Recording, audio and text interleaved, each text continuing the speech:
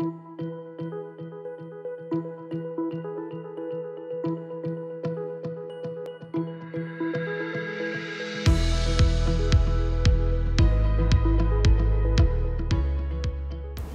technologies numériques sont utilisées par les entreprises à la fois dans leur fonctionnement interne, mais aussi dans leurs relations avec leurs clients, leurs fournisseurs.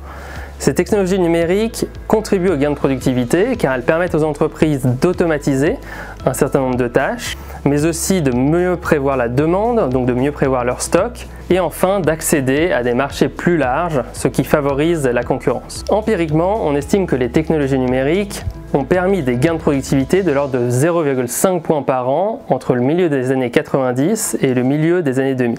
Depuis, les gains de productivité diminuent alors même que des technologies numériques à fort potentiel émergent. Certains parlent d'un paradoxe, mais l'histoire économique montre que l'introduction de nouvelles technologies de production peut se traduire avec des décennies de retard dans les statistiques de productivité, le temps que les entreprises modifient leur organisation et que les salariés ajustent leurs compétences.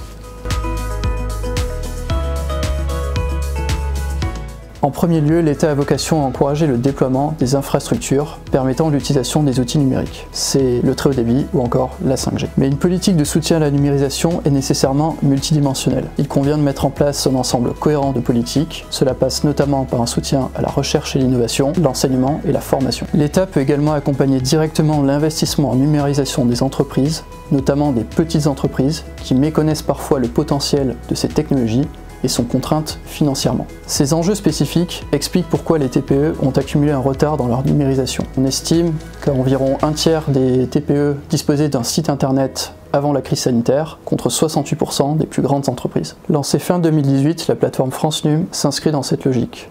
Elle s'appuie sur les chambres de commerce et les experts comptables pour accompagner les entreprises dans leurs projets de numérisation. La plateforme permet également d'identifier les offres de formation, de prêts, et les sociétés informatiques spécialisées. Les moyens de France Num sont renforcés dans le cadre du plan France Relance. Celui-ci prévoit également des subventions aux investissements de robotisation des entreprises industrielles qui viennent compléter les prêts French Fab opérés par BPI-France.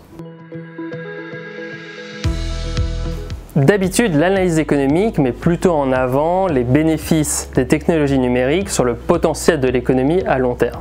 Mais ce que la crise sanitaire a bien montré, c'est que la numérisation des entreprises peut également contribuer à une plus grande résilience de l'économie avec des effets à très court terme. La numérisation des entreprises a contribué à amortir le choc Covid à la fois du côté de l'offre, en permettant le télétravail, et du côté de la demande, en permettant la consommation en ligne. Concrètement, les confinements et les restrictions administratives ont conduit nombre d'entreprises de services à augmenter leur recours à Internet pour maintenir une part de leur activité. On pense notamment au développement du cliquer et emporter.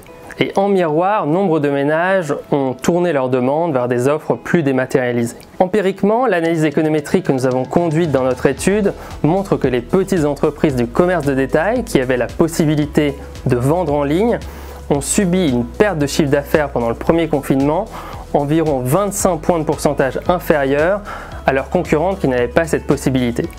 On le voit, la numérisation est un atout considérable pour les entreprises de services de proximité, d'autant plus si les ménages modifient durablement leur mode de consommation après cette crise.